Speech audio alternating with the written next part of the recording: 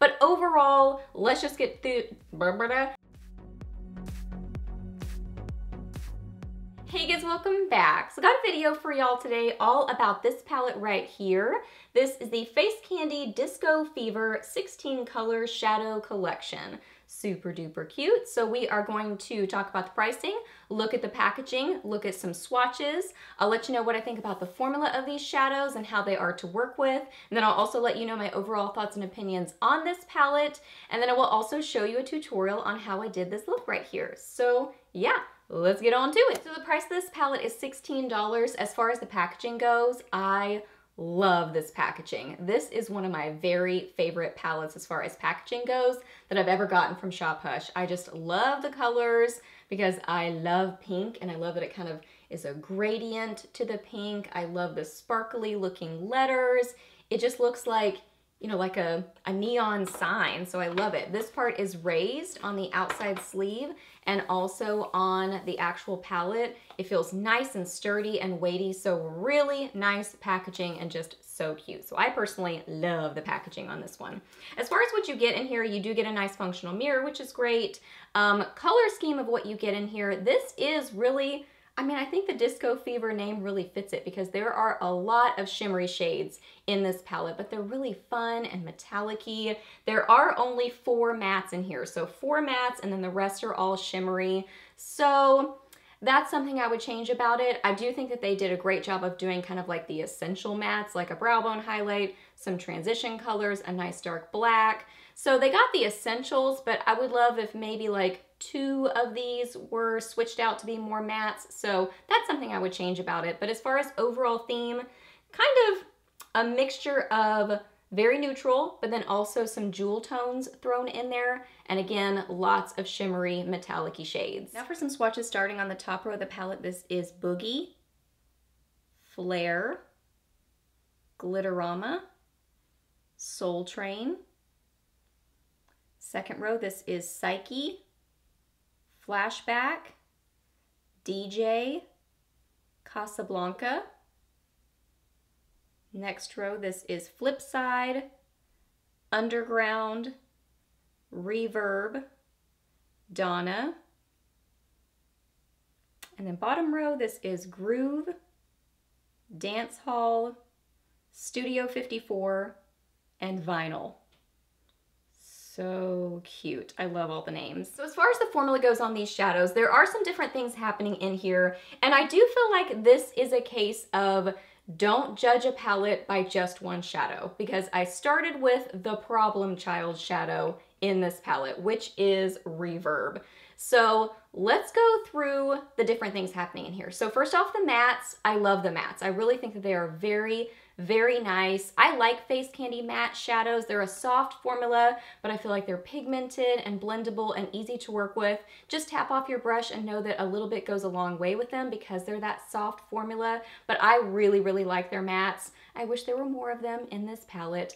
As far as the metallic-y shades go in here, the majority of them are really nice, pigmented, easy to work with, metallic-y sort of a shadow. But then there are a few, and Reverb is like the extreme version of this.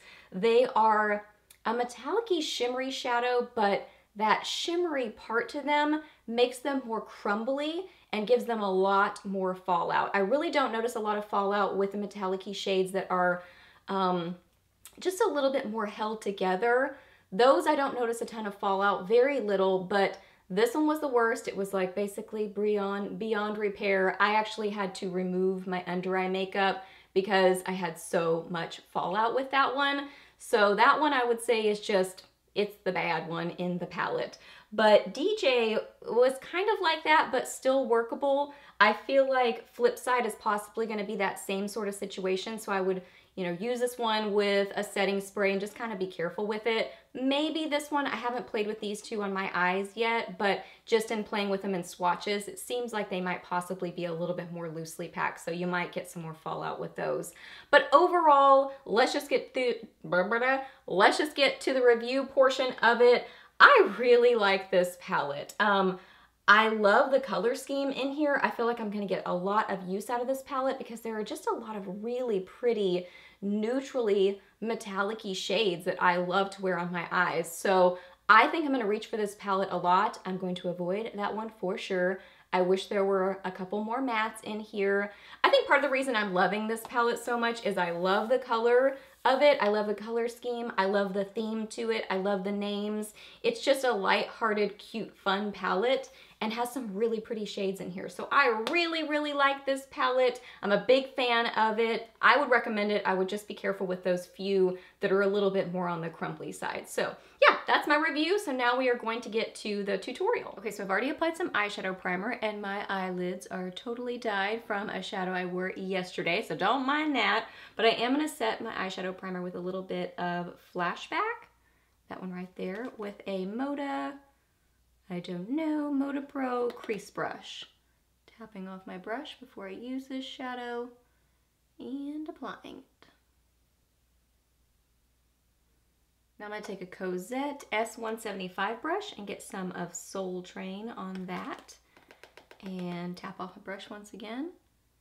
Build this up in my crease and transition area and just buff back and forth. Now I'm going to use a Cozette D220 brush and get some of Donna on that brush.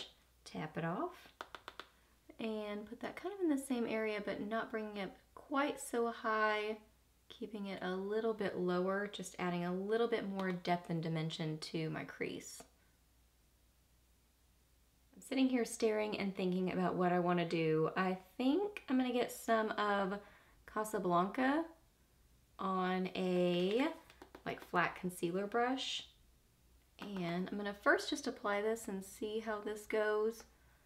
As you'll already see in the review part, some of these are just really kind of, I don't know, chunkier, so got a lot of fallout. So I am wanting to see how this particular shadow does. Yeah, that one was no problem. I am going to use a little bit of setting spray just to kind of kick it up a notch, give it a little bit more metallic-y sheen to it.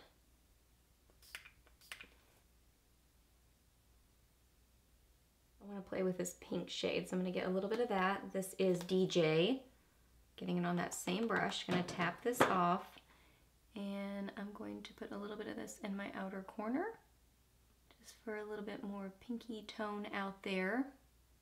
This is definitely one of the ones that has that fallout to it, so definitely got it on my face on this side. I tapped off more on this side, so I have less on this side, but I do still have some. I really like that pink with that copper. That is pretty. Okay, now I'm going to get a little bit of Glitterama on a tiny brush. This is a Real Techniques detailer brush. I'm going to get some of this on there. Again, I'm going to tap it off and apply just a little bit of this on the inner part of my lid. Okay, and then I'm going to use a little bit of setting spray just to, again, kick it up a notch.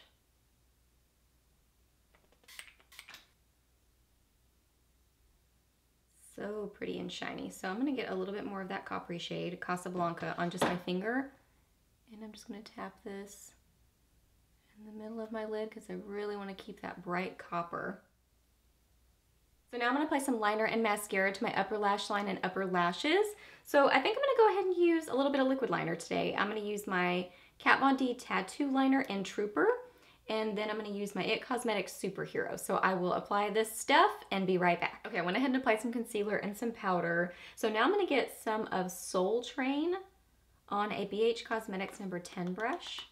Tap that off and then build this up on my lower lash line. Now I'm going to get some of Glitterama on that same brush, and I'm kind of twirling my brush so that I get it all over the brush. Tap that off, get some setting spray, spray that brush, and I'm going to dip back in one more time. And then I'm going to apply this to my lower lash line. I want kind of like a sparkly lower lash line, like a metallic-y lower lash line. I want a little bit more depth, so I'm going to get some of Studio 54 on that same brush, tap it off, and I'm just going to apply a little bit of this in the outer corner of my lower lash line, just a tiny bit, just to kind of add a little bit of dimension. And now I'm just going to finish off with some of my CoverGirl Clump Crusher on my lower lashes.